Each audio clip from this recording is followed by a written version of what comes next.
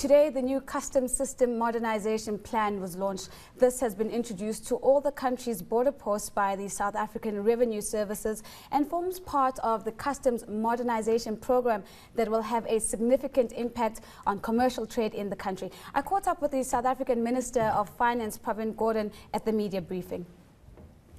You know, illegal trade by its very nature is difficult to calculate. But clearly it does involve billions of rands because you can have different types of illegal trade. There's cigarette smuggling, there's alcohol smuggling, there's the valuation of legitimate, can you say it again? There's cigarette smuggling, alcohol smuggling, there's undervaluation of goods, there's perhaps an element of bribery and corruption which allows containers to leave or be manipulated in a particular way. So it's not an insignificant amount, and the more we can improve documentation processes in a digital way and take out as much as possible the human factor insofar as being able to manipulate processing of documents on the one hand, and if we can also have a safer system in terms of detecting and picking up a container or a particular cargo for inspection, it removes all of the factors that those who don't want to obey the law could utilize in order to evade the system. So I think we've taken an important leap forward. You can't eliminate illicit trade. That's a difficult proposition because organized crime is fairly significantly well developed all over the world. But what we have demonstrated is the ability to change almost a 40-year-old system and bring it to a completely new level, and of course continue to enhance it. Minister, of course we had on Tuesday the end of the inaugural BRICS Business Council taking place, and a lot of the outcomes that were touted in that meeting hinged on improving the ease of doing business and accelerating regional integration. What does Project Interfront do in terms of taking forward that agenda?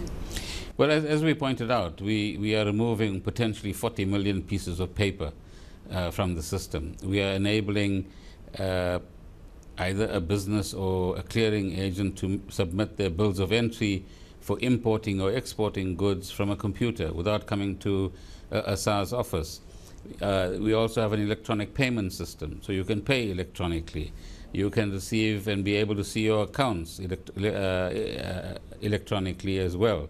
And so this is quite a big change in terms of how we do business, and it will certainly enhance the position of what we call legitimate businesses or legal businesses, and get ourselves an opportunity to start focusing more of our resources on the enforcement side and those businesses that insisted upon doing illegal work. On regional integration, it's also a significant step forward because now you have a platform and the ability to create quite a serious interconnectivity between our systems and our neighbors' systems. But what we require there is the reciprocation of our neighbors and their appreciation of how all of us could benefit if we, for example, create electronic highways between our countries, between our respective businesses, between our respective clearing agents, who can all then have the benefit of operating digitally. But more importantly, each of the countries that are trading are able to avoid the pitfall of manipulation of data. So currently on paper, you can produce one set of information at one border post and have it changed by the time you get to the other border post.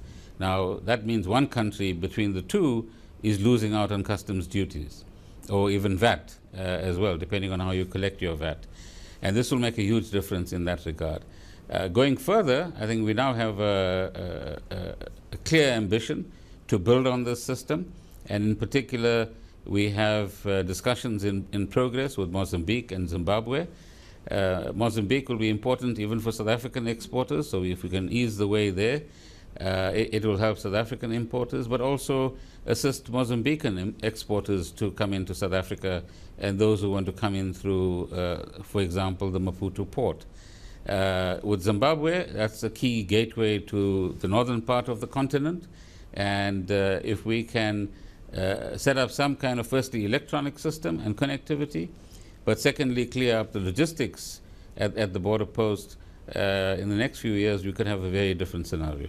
Lastly, Minister, you did speak about the standardization of data, and one would naturally assume that this would mean the streamlining and alignment with other countries. Talk us through the phases that you're hoping to get this standardization to its global conclusion.